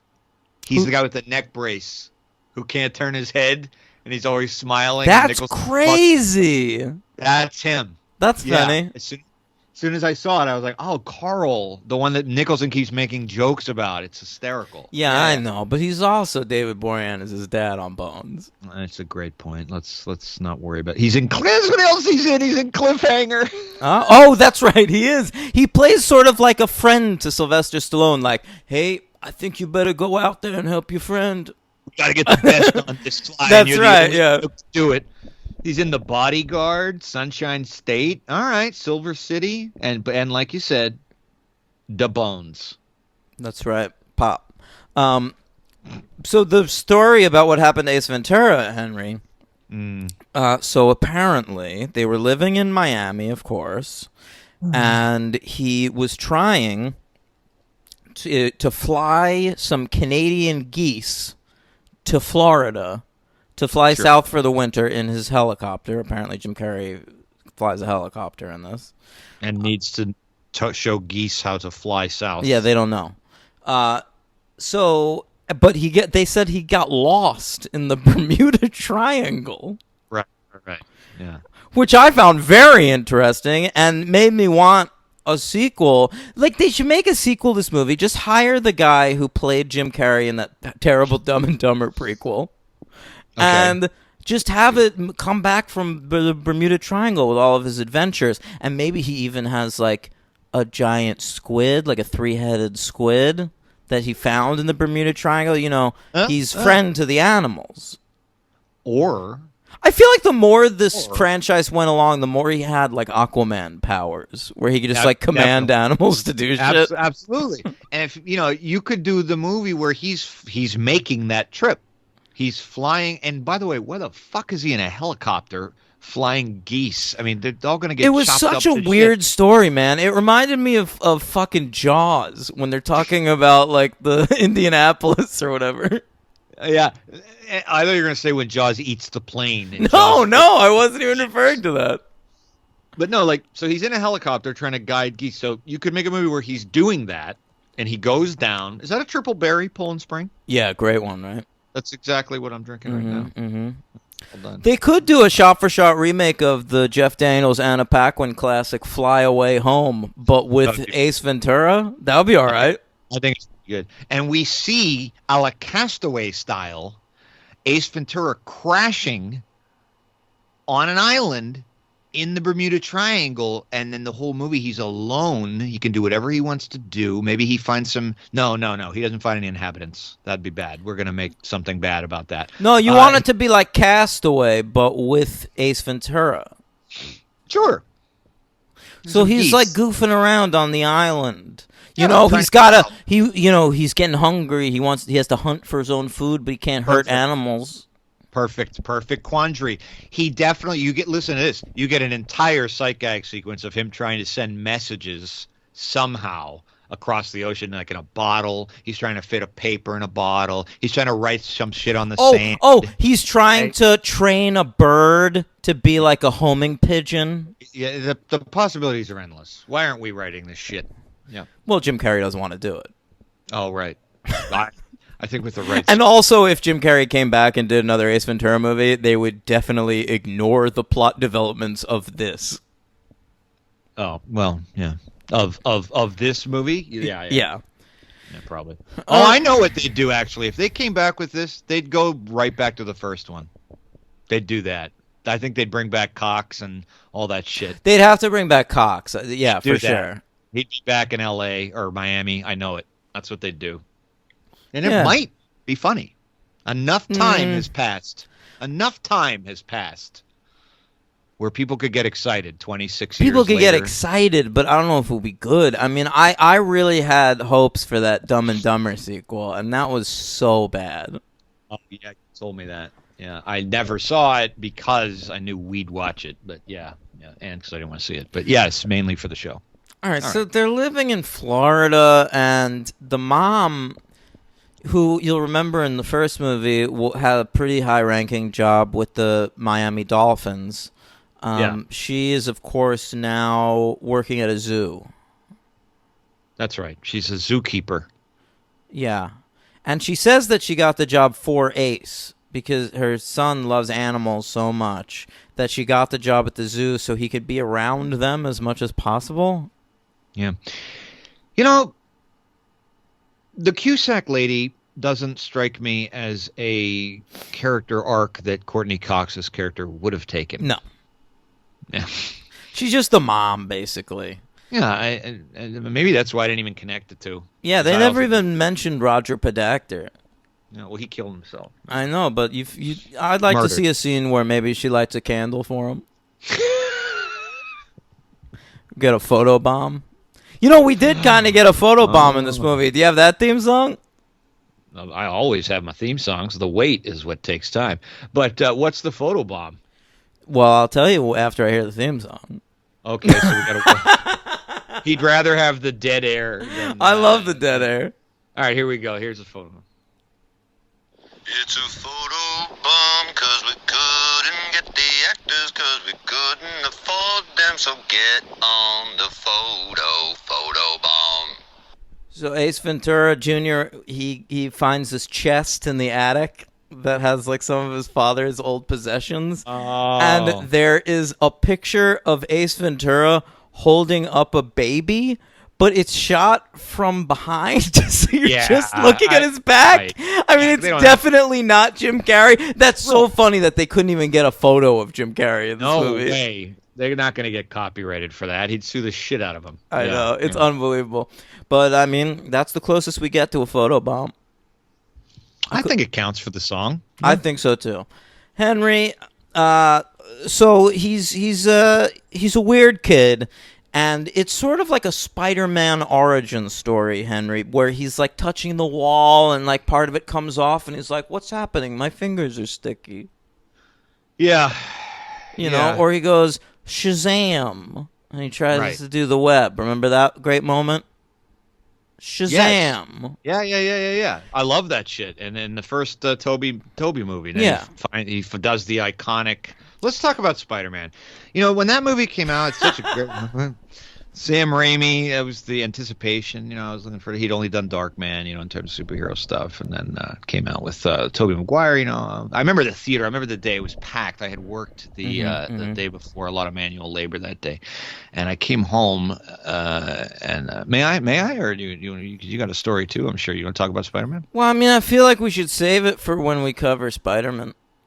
Oh, man. Sorry. Right. You're absolutely right. So back to the story. Ting Tang, the panda. Oh, we're not up to Ting Tang. I want to talk more about how Ace Ventura, he is sort of becoming something, and we don't know what. It's a metamorphosis. It's very Kafka-esque. And uh, he's turning into an animal. It's not like Ace, man. Like, Ace was a pet detective. He used mousse to get his hair like that. This kid is naturally becoming this. Yes, you're absolutely right. Now I'm starting to see the superheroes connection. Yes, his body is literally turning into this, morphing into his dad with the hair. Yeah, he gets up in the morning, his hair is becoming his dad's hair, and it's like, whoa, what the hell? So he crams a hat on his head. Then he's at breakfast, he starts to eat food from a dog bowl. All right? His mom's like, what the fuck are you doing, dude? And she's like, I'd also like it if you could maybe start using the toilet for something other than drinking. And I'm like, wait. Is this kid shitting on the floor and drinking from the toilet? What's happening in this movie? Yeah, you're right. He's more turning into like a werewolf. It's like Nicholson. It is. It's like Teen Wolf. Yeah, like Teen Wolf. He's like turning into. I love it. I thought a wolf. Yeah, no, Teen Wolf, right? He's starting to like fucking like what is going on? Yeah, it's very strange, and all the while his acting doesn't improve. It gets worse, and he doesn't, lose any weight either. Which Henry, kid. No, I don't want to pick on a poor kid like that. He just has a soft body.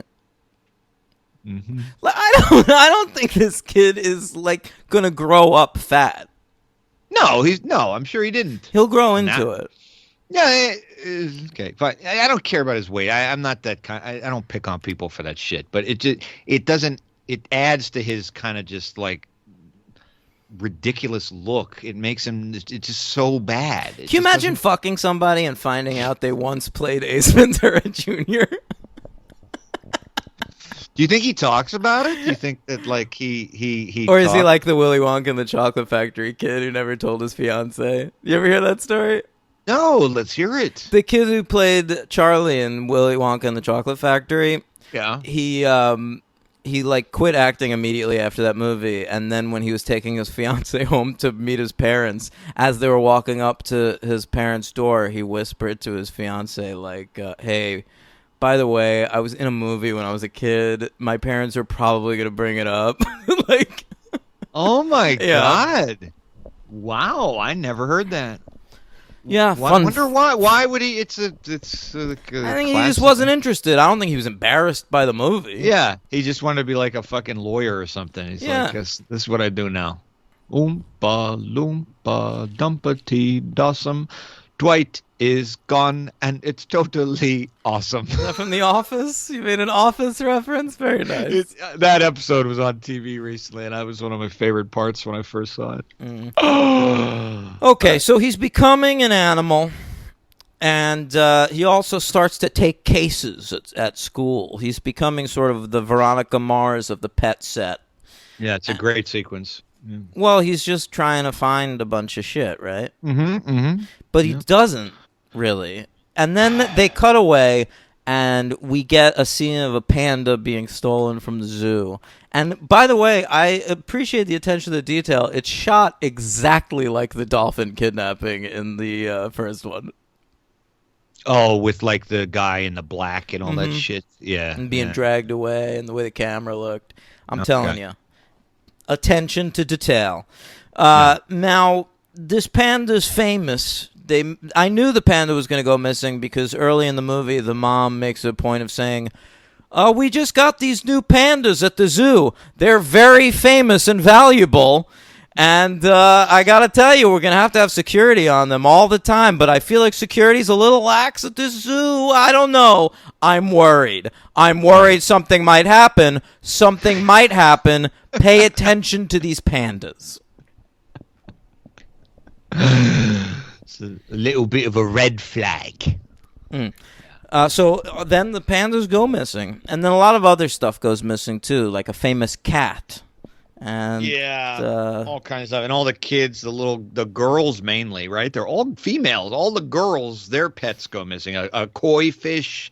Oh, right. Somebody wants the dog. Oh, and the team mascot is a what is it? Is it a dolphin as well? The swim team girls all are mad at him. They bully him because they want him to find Chompers. I don't remember. What's Chompers? Is he the animal? Gerbil. I don't. I guess. I feel like it's not. Hey, I've got another thing I love about the movie. Okay. One of my favorite things in movies, in bad movies, Henry, is when the editors take a look at the film and they decide there's just not enough laughs. Right. But what can we do? We already made the movie. Yeah. So here's what we do. The Foley artists. Yes. Congratulations. Thank you to everybody who told me what that's called. I got a text last week after the show, Dan, and before it aired, Dan goes, Foley artists! Out of nowhere. Yeah. All right, listeners will get that joke. All right, anyway, to continue, the Foley artists. Yeah, they just add farts. Yeah. Did you happen to notice that, Henry? There were farts that were clearly not. No. Okay. The key is, and pay attention to this in the future, when there's a fart joke in a movie, does anybody on the screen acknowledge it? Oh, so if it's set up as a gag or it's acknowledged, then you know it was part of the. Sometimes in this movie, like a character's just like leaving a room. And he farts, and then they just keep on with the scene. So that's a great point. So you think that's definitely a post-production value. Yeah, and occasionally we cut to a shot of the dog and hear a fart. Like, then we can just cut away. They can just do an insert shot of a dog. Yeah. Do a fart sound. The audience is laughing about how funny it is that dogs fart sometimes. Right, that's Oxnard. Oxnard the dog. And then, that the scene moves on. Keep the pace up. Foley artists. Good work for the Foley artists, man. They were probably happy. They probably got a little few more bucks for those. Yeah, I really appreciated it. You know who's the master of it? Tyler Perry. Oh, you're probably right. There are some great ones. There are a couple of post-production farts in Medea's Family Reunion that one of them was one of the top 5 hardest I've ever laughed in my life. First time I saw it.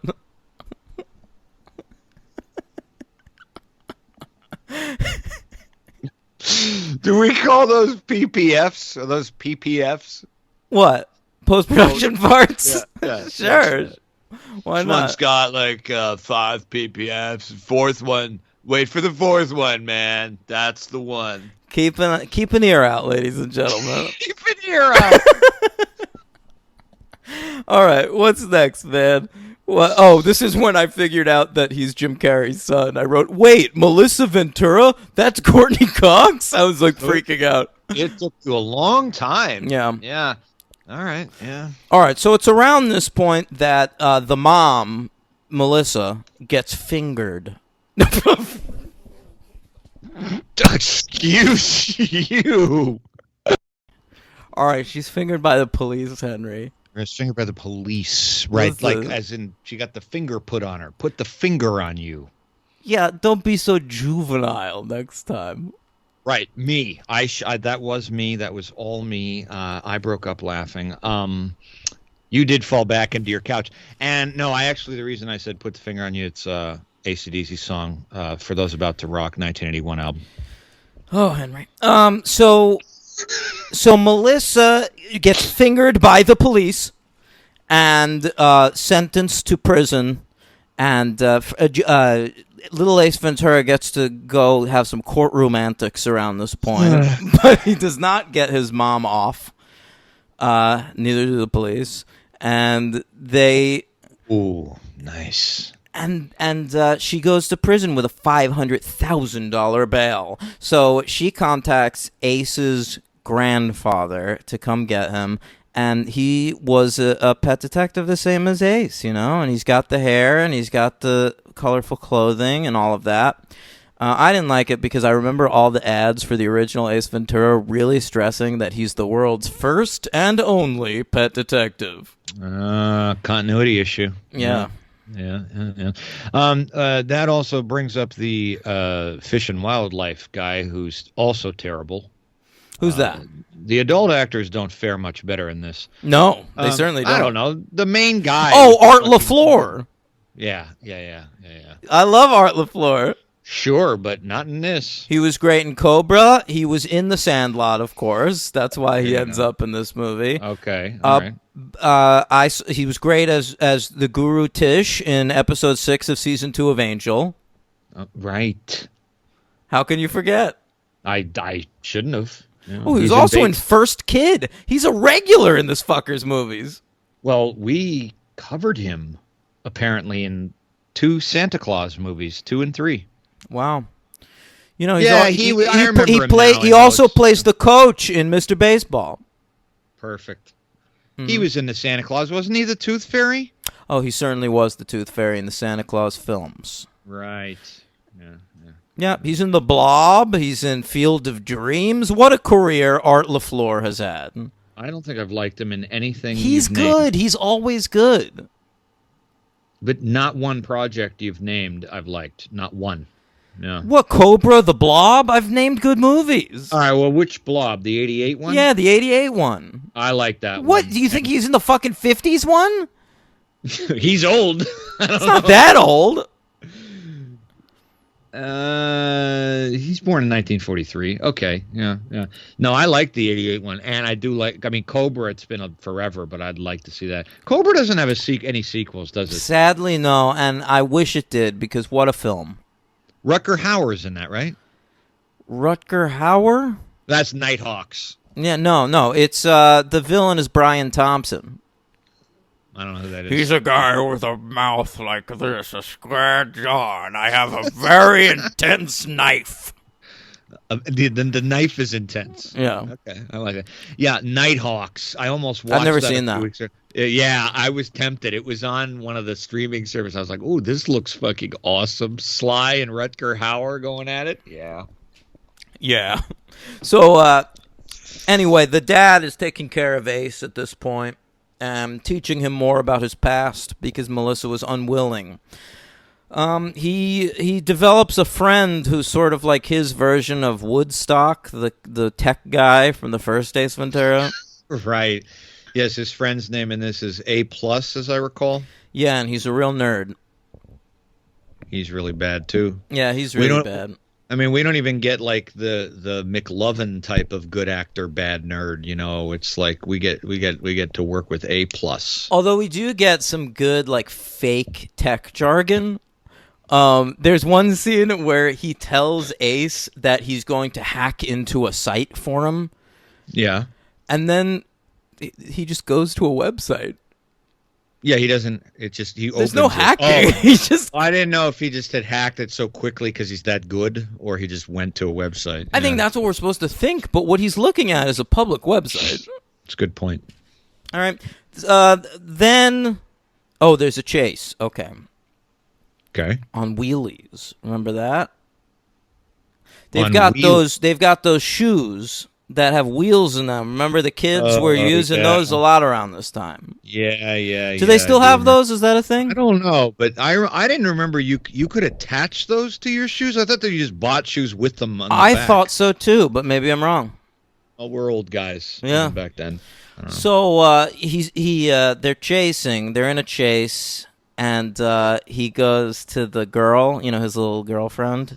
Yeah. He goes, "Do you Healy?" Yeah, I remember that. And she goes, "Of course." And she puts on her Heelys, and then they just sort of heel their way down a hill and away from the sky. What if it was a flat land? They never would have survived this chase. No, but they're real crafty. They go under a guy's legs. Sorry. Sorry, lost it there. He goes, I'm reading here now, Dr. Sickinger, who's the panty thief. I forgot, he created a website. What'd you say, panty thief? No. Who's Dr. Schickinger? Panda. He's the Oh, Panda Thief. Look, she got fingered, and that was the end of it. All right? All right. No more panties. He has a website called Panda Hub. Like Pornhub? Well, that's what I'm reading now. I don't remember that in the movie. I didn't Panda notice. Hub? What are they thinking? What they would call that this in this movie? I don't know. Maybe Pornhub wasn't that famous around this time. Or maybe it was just like a little David Mickey Evans in-joke.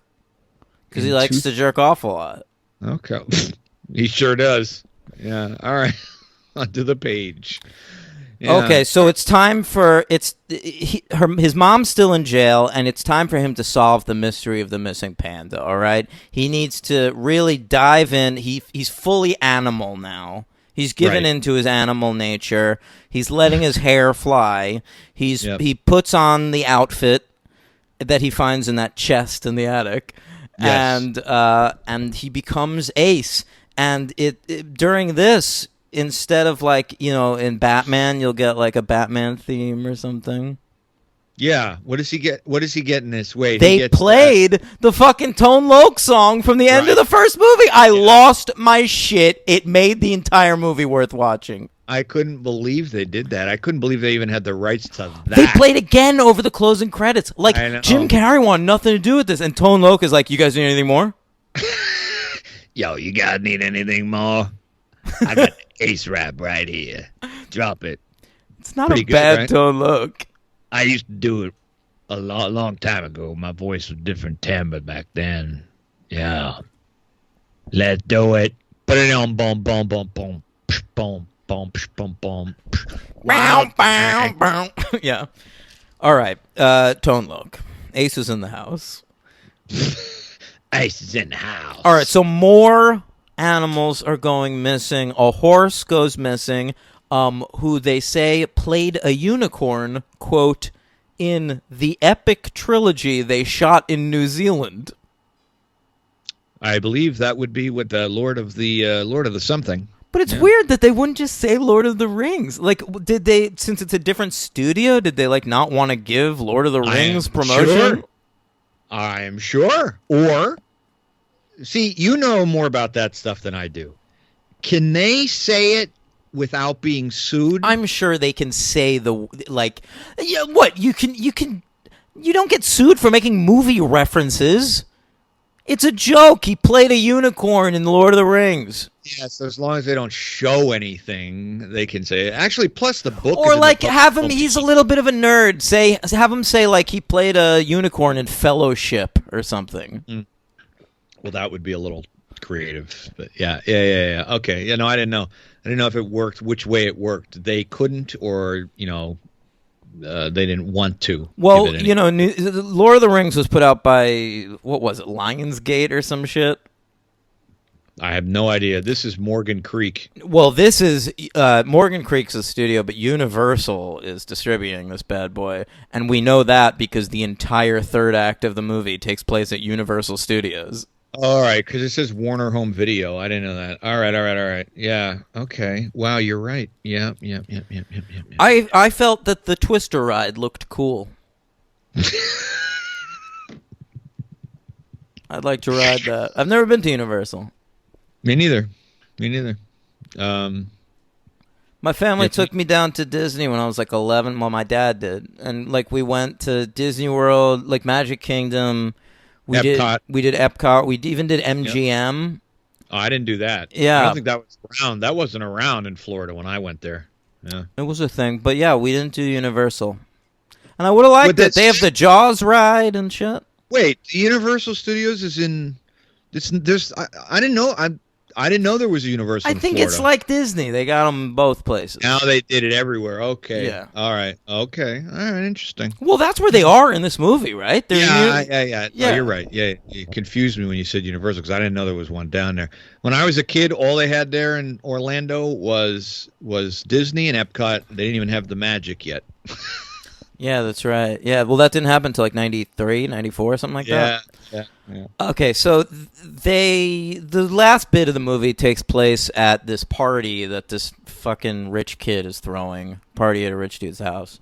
And it's a Kesha reference.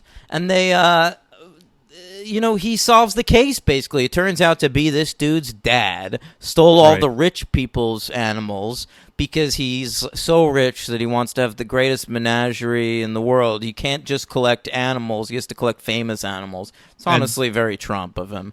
And Yes, very true. And you used a big word there that's not in the movie, menagerie. That's exactly what it is. And the kid, the Penningtons. right, it turns out the kid, because he wants to be like his dad, stole all the other animals from the people from school. So Ace Right. solved all of his cases. All of his open cases in one go, baby. Yeah, What yeah. a detective. Yeah, he's great. The movie's great, and At one the point- case is solved. He says, "You're killing me, Smalls." I like that. That's a Sandlot reference.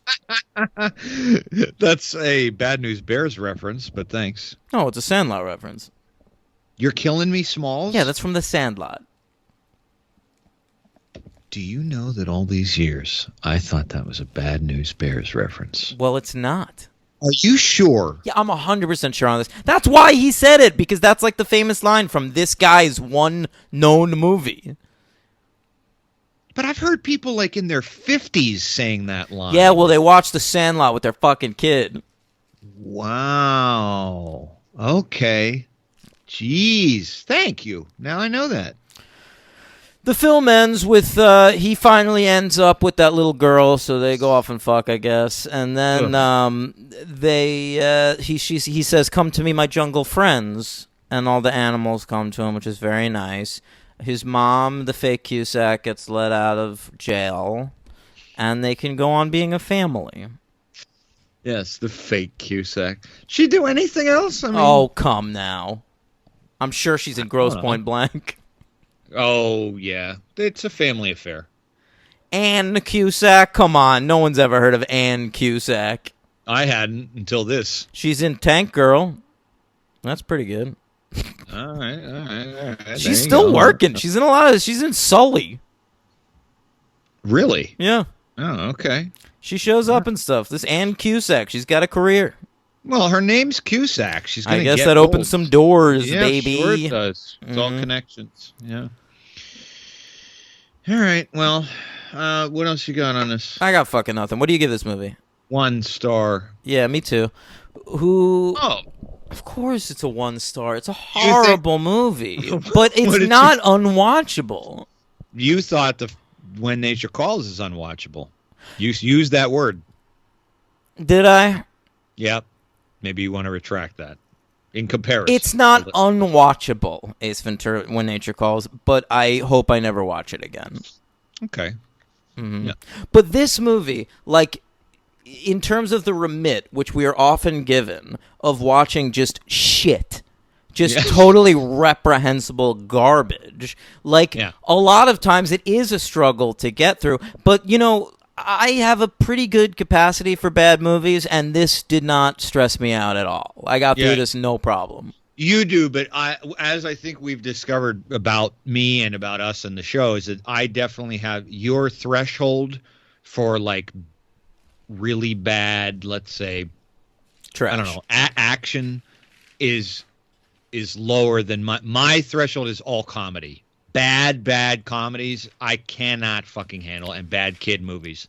I just have zero threshold. You're right. I mean, what were you gonna say? What's your threshold on? Maybe you don't have a genre that pushes your threshold. I mean, I don't know. No. I mean, because really the only thing I can remember bugging me was Children of the Corn recently, but that usually horror movies I don't have a problem with. Those movies are Yeah, just I don't boring. either. I don't either. There's Yeah, no yeah. genre in particular. Yeah, I think with me it's definitely like stuff like this. I cannot do it. Yeah, it's tough. But all right, 1 star. My MVP's Ox. Auk? Who's that? Ox. Oh, the dog? Yeah, he's cute. Oh, it is a cute dog, dude. That is a good one. Thank you. Yeah, and he acted probably better than any human, to be honest. So Yeah, you're probably right. MVP. Who should I give it to? The dog's so good, man. I don't think. Oh, you know what? My MVP, Tone Loc, for contributing that song. wow, that's a stretch, but it is on the audio of the movie. So Thank you. It's either that or giving it to the PPFs. Hey, So, twice, and they play it in its entirety. That's like 6 minutes of this movie that Tone It's Loc very true. participates in. best 6 minutes. My LVP is the kid. Yeah, what's his name? Flitter. Has he done anything else? I mean, we should probably talk about our lead actor, Josh Flitter, from Ridgewood, New Jersey. That's great. Yeah. He was in a Jim Carrey movie, Eternal Sunshine of the Spotless Mind. Okay. He plays young bully. Wow. Let's see. He's in stuff. The Nancy Drew with Emma Roberts. He's the voice of Butterball in many of the various Buddies movies. Gets work. He gets plenty of work. Although maybe a little fallow these days. Although, no, he was in an episode of Mrs. Maisel. He's doing fine. Good. All right, I good don't for wish him ill. Yeah. I don't wish him either. I ill. thought he was fine. Good for you, Josh Flitter. You're getting more work than my cousin these days. Oh.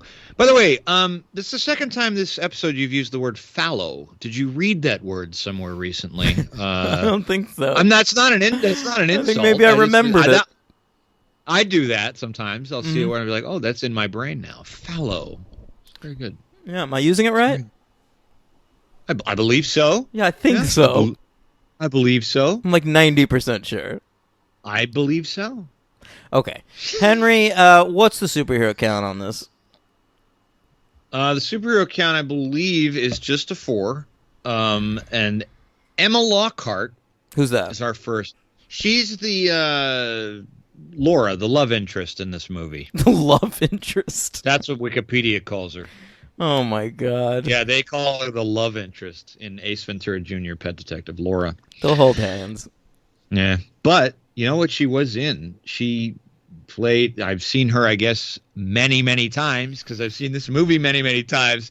She is the young Rachel Dawes in Batman Begins. I can picture that. When they're running, she's I a guess, cute down the kid. cave. Yeah, fine. Yeah, she's not the worst thing here. Yeah, Bruce!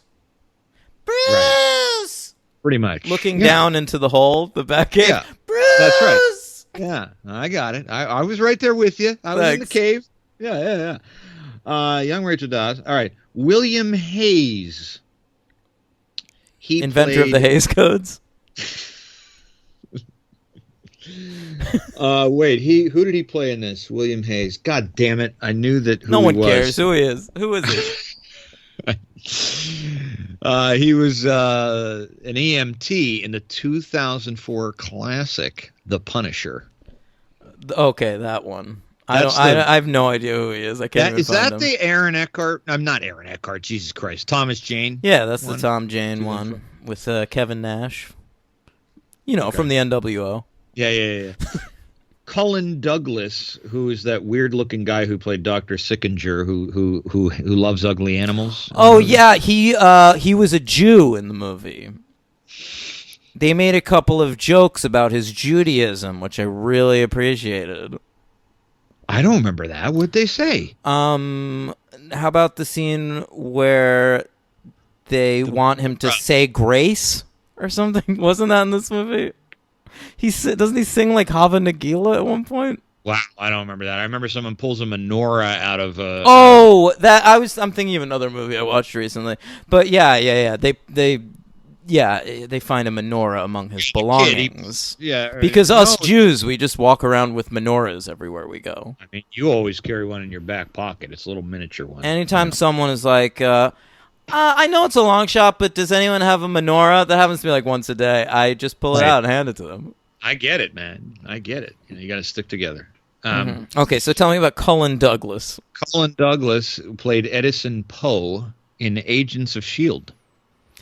All right. Anne Cusack, Mm-hmm. our final superhero. You already Was said John this movie. Cusack in a superhero movie? Was Joan Cusack in a superhero movie?